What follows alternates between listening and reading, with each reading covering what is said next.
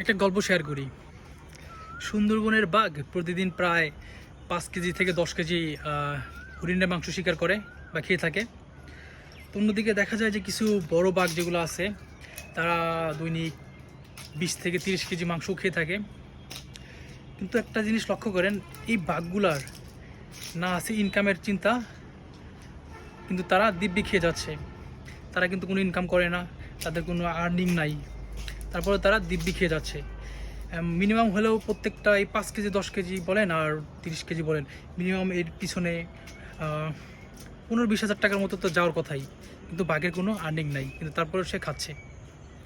অন্যদিকে আমাদের দিকে একটু খেয়াল করেন, আমরা মানুষরা আমরা কতটুকুই ভাত খাই।